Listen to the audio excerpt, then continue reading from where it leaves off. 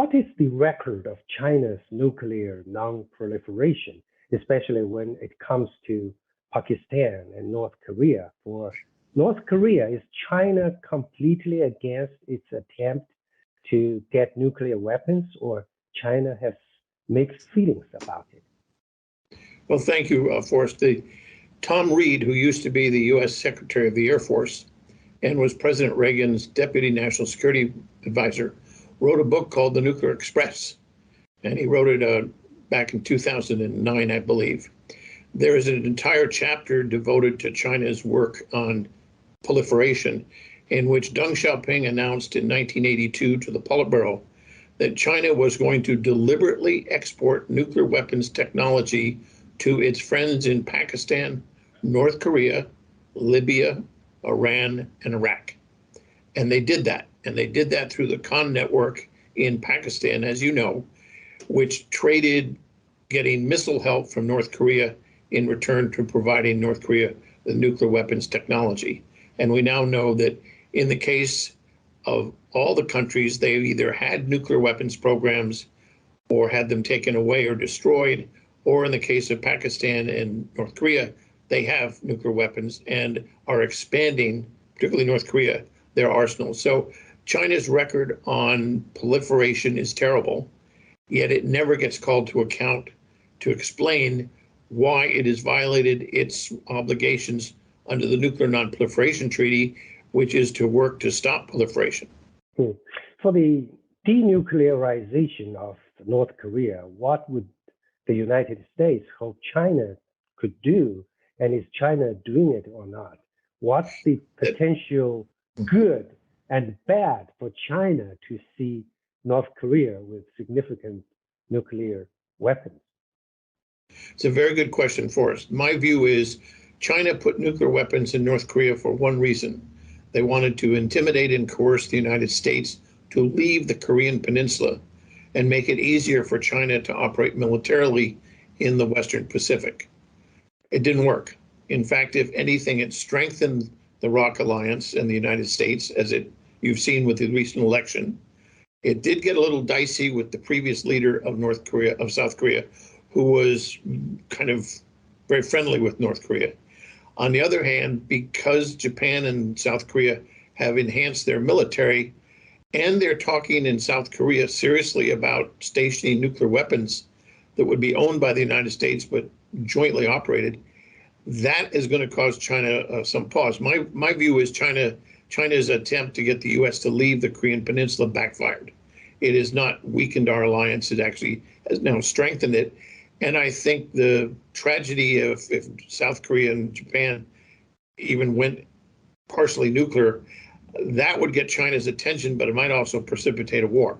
So I think the plan to get us out of the Western Pacific backfired. They weren't able to do that with the proliferation of nuclear weapons in North Korea. And so we're kind of living with, unless China decides, well, this is getting a little dicey, and I don't think this is good, they could get rid of the North Korean nuclear weapons program, I think, very quickly, because North Korea is so dependent on China. But I don't think China will. I don't think they'll admit that they were responsible for the proliferation, and they'll make all sorts of excuses as to, we don't control North Korea, and they're all on their own, and they do their own thing.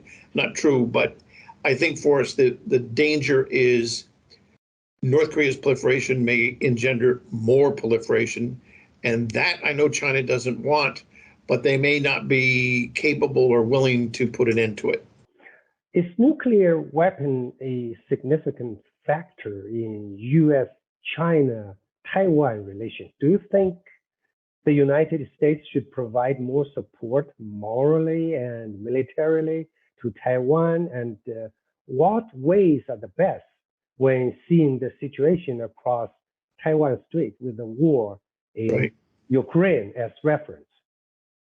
Yes, I think, Forrest, China has undertaken an unprecedented, what our Strat Commander calls a breathtaking modernization and expansion of its nuclear weapons.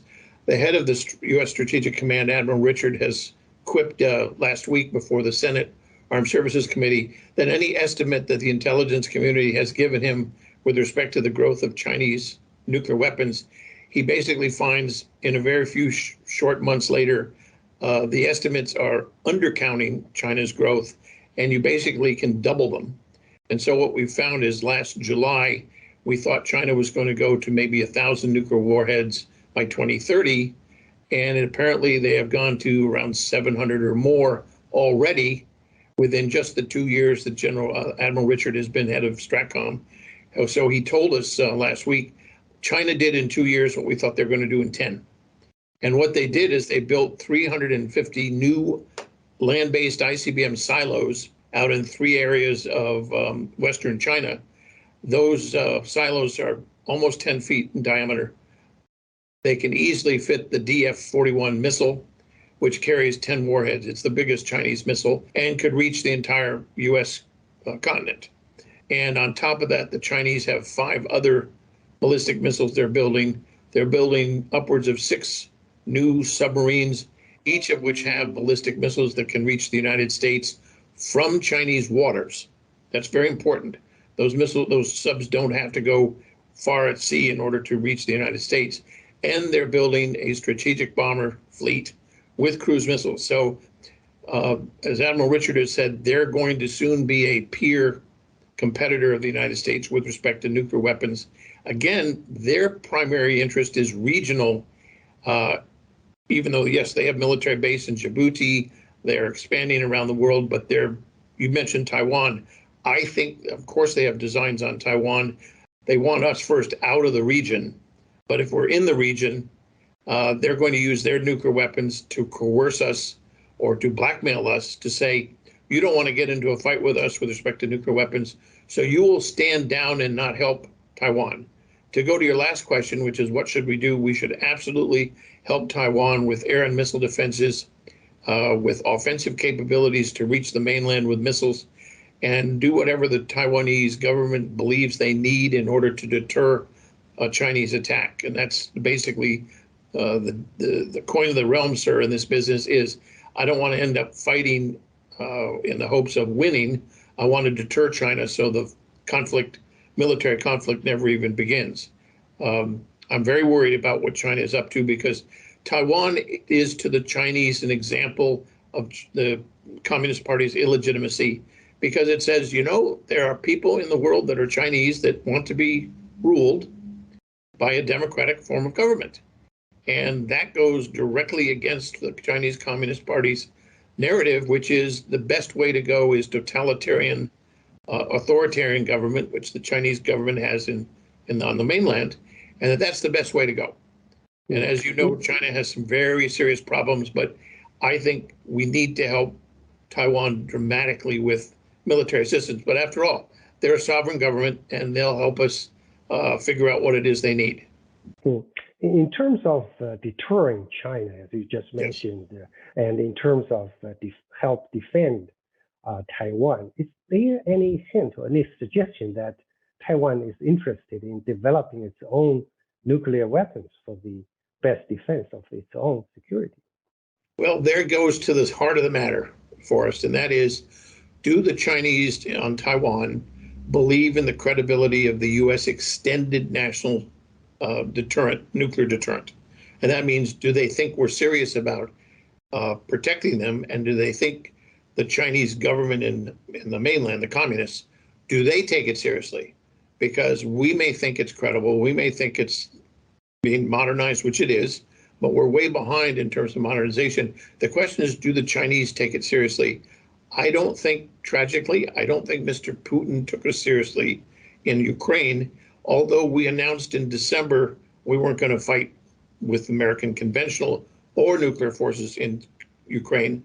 We did provide them from assistance, but that was very haphazard. And as you know, Forrest, we pledged in 1994, 30 years ago, 25 years ago, we pledged to support Ukraine against any aggression. And yet we really didn't do what needed to be done, and neither did Ukraine, to be honest with you. We kind of went to sleep. We thought the threat was not going to materialize. So with respect to Taiwan, they have been allies and friends of ours for a long time, even though we did, under President Carter, recognize the mainland versus Taiwan. We need to really fortify that the relationship and make sure that Taiwan is defended, because I think that is, if China, the mainland, takes over Taiwan, they basically run the Western Pacific. And as you know, in 2035, that part of the world, including India, the subcontinent, Pacific and South Asia, will have close to $50 trillion in GDP and over 5 billion people out of the 9 or so billion people on the globe.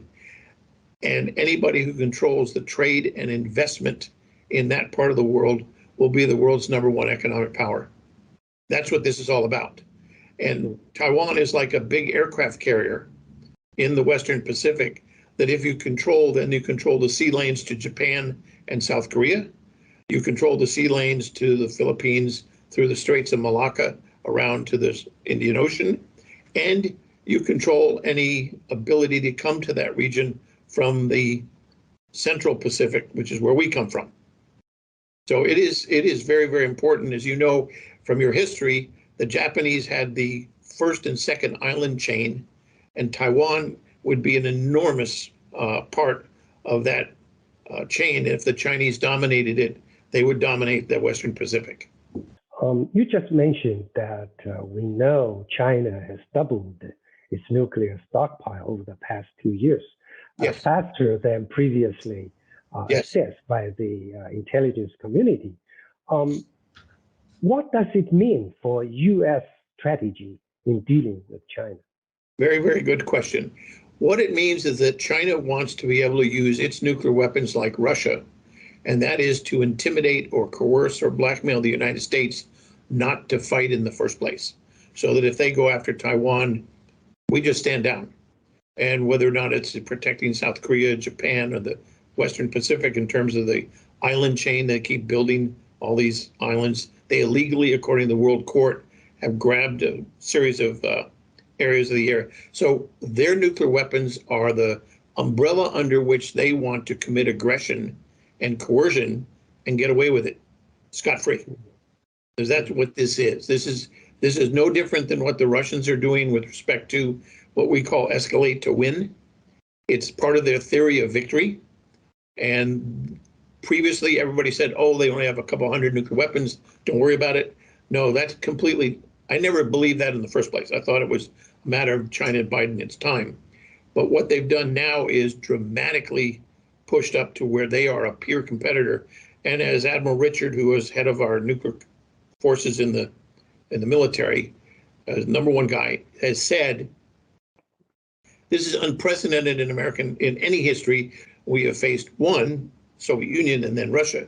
But now he says, for the first time in our history, we are going to face 2 peer competitors, both of whom are nuclear armed, to the point where China will probably have an equal number of warheads as we have. And that China wants to use to equalize the relationship, to coerce us to stand down, where they will dominate the Western Pacific. And by the way, any other place they wish to act in the world, whether it's North Africa or the Middle East. As you know, they are working hand in glove with the Iranians. And I don't think they have a problem with the Iranians getting nuclear weapons. I'm a minority in that. It's not shared by a lot of people, but I think they don't have any problem with, like North Korea or Pakistan. They think their friends getting nuclear weapons make it tougher for us, America, to operate in the world. Talking about China's nuclear arsenals and its strategies or doctrines, do you think current Chinese leader Xi Jinping is very different when compared with his predecessors for China's nuclear strategy? Yes. Previously, what the Chinese were thinking was they had a small deterrent. This is official Chinese doctrine. I'm not necessarily saying I agree that that was anything but camouflage, but they said we have a very small force. We'll never use it first. It's retaliation only. It's to prevent you from attacking us with nuclear weapons, and we're peaceful. No first use. I thought that was all camouflage in the first place, but now they're being very open about, we are building a force that can go first, because they now have adopted a policy they call, it's very clever, instead of prompt launch, which is, launch on warning, or hair trigger, which is what it's called in some of the arms control community, they've said that their policy is anticipatory launch, meaning we think you're going to attack us. We're going to launch first. Very clever. But that's what you have all those 350 land-based ICBMs for, is to go first. So their threat is dramatically different. This is no first use, as Admiral Richard said, you could drive a Mack truck through that hole in that philosophy. So they're basically adopting the Russian strategy, which is we can threat to go first. We can use, they also have, by the way, theater nuclear weapons, massive numbers. I've counted close to 7 or 8 different systems. The Russians have, by the way, about 20. So, and we in America has 1. We have gravity bombs in Europe. That's it, in terms of regional systems. And as you know, China is under no arms control agreement whatsoever that limits the number of their weapons. They are signatories to the Non-Proliferation Treaty, which they're meant to be responsible about proliferation issues and things like that, but they're not. So they have adopted the Russian strategy that nuclear weapons are going to be a big part of their defense doctrine, and we're serious. And remember, Mao was once said, well, aren't you worried about losing a couple 100 million people? And he says, well, I've got a couple 100 million people to lose because I got 400 or 500 million extra. Are the Chinese government of this era equally callous about losing literally hundreds of millions of people? I think they can intimidate us, sir, and make it so that we will stand down. The question is then, how reckless are they in a crisis? Would they really be willing to engage in a nuclear exchange where hundreds of millions of people or tens of millions of people would die? I think they can intimidate us. Therefore, I think a strong deterrent is what the United States needs, which we're currently building, but we're way behind on theater systems.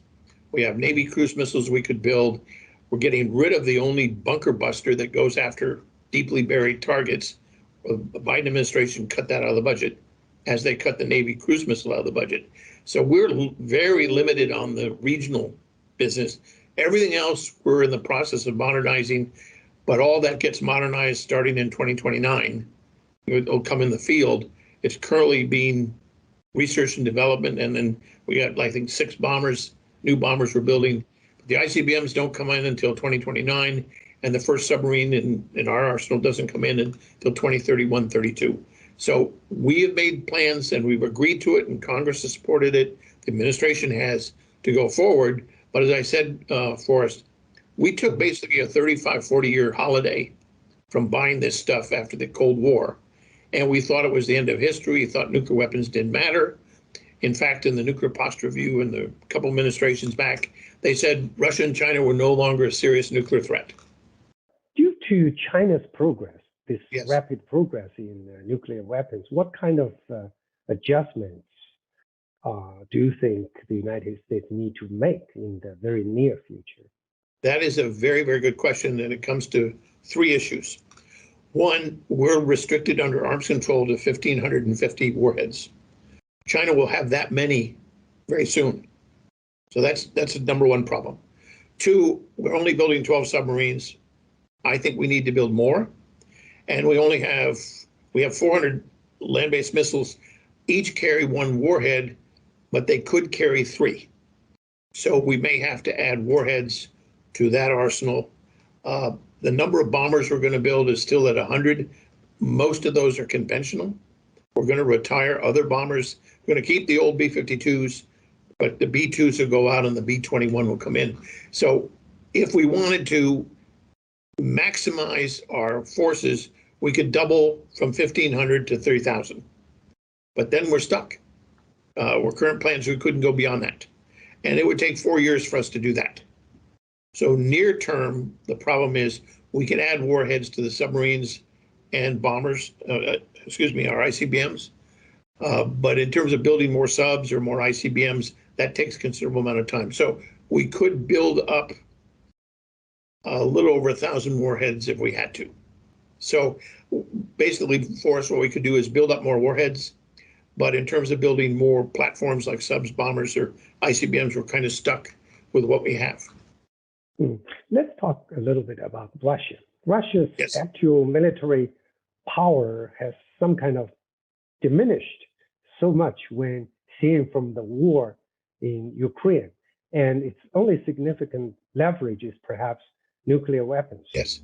Has Russia set a bad example for more raw countries whose only real security has to come from nuclear weapons?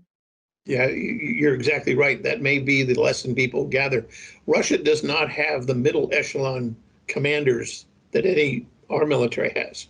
And so they basically had the generals up here and on the ground, number one. Number two, Putin didn't tell his people that they were going to invade, so they weren't prepared. Second, the only thing they did was stockpile what they thought would be 3 or 4 days of equipment and material, because they thought they would take down Ukraine in 3 days. And they didn't realize the Ukraine government and their soldiers would fight tenaciously. I mean, you look at the pictures of what they've endured, it's extraordinary. But you're exactly right. What Russia has basically told the world is conventionally they're weak. And that's why every 5 days, every week, they have 2 or 3 high government officials threaten to use nuclear weapons. It's interesting, in his meeting with one of the officials in Europe, he said he didn't have a problem with Sweden and Finland joining NATO as long as they didn't put any weapons on their soil that could attack Russia. A very interesting kind of nuanced view of things, because he said Ukraine was different because they had weapons that could attack Russia, which is baloney. They have their weapons are almost all defensive. So, but you're right. You nailed the issue, which is Russia has told countries getting in a conventional fight, even against a smaller country, doesn't always win. And you may want to go nuclear in order to shorten the war and win. And that's my worry. And that's been his doctrine since 1999, when he adopted it, when he was not yet president. He was head of the National Security Council in Russia and was prepared all the documents for this huge modernization. Russia has 25 strategic nuclear weapon systems they are building or have built. And they have another number similar to that of theater systems that are not controlled by any treaty, which they are also in the process of building. It's the biggest buildup of nuclear weapons in Russia's history, and I'm including the Soviet Union and the Cold War. Now, isn't it interesting? It's also duplicated by China. Buildup is the largest, of course, they've ever had. And as Admiral Richard has said, it may be the biggest time-wise in a period of time of any nuclear power ever in terms of the expansion. Peter, my final question, very briefly, how real is the nuclear threat from China, as many U.S. generals have feared? What's the exact picture of China's nuclear power from land, air, and sea? Well, they're in the process of having land, air, and sea missiles, bombers, and submarines. They have said they will use them. They have threatened Japan with nuclear attack. They have threatened Australia with nuclear attack if they come to help Taiwan. And they patrolled submarines recently and said, oh, by the way, we can take out all your major cities on your West Coast, talking about America. So their rhetoric matches their force structure, and their force structure matches their strategy. Now you're asking me the question, how serious are they? Well, they don't tell us what the real story is. They're not going to call me up or anybody and say, oh, by the way, we're bluffing. Mm-hmm. But an American president has to decide, well, if they're not bluffing, I have to deter them. And if I have to deter them, I have to be strong. I'm sorry, Ronald Reagan was right. Peace through strength works. But you have to have credibility, and people have to think, yeah, you're serious about this. American president isn't going to fool around on this. And I think the Chinese are investing hundreds of billions of dollars in this business because they're serious forced about using it. I think they can intimidate us. I'll go back to my previous statement. I think they can intimidate us. And I just remember Congress recently put together a congressional commission on national security, but this is the chapter, they have a big chapter on China. And they said they're absolutely convinced that China is going towards the same Russian doctrine, of using nuclear weapons for coercion and blackmail, and are serious about using nuclear weapons if they decide to do so with respect to Taiwan.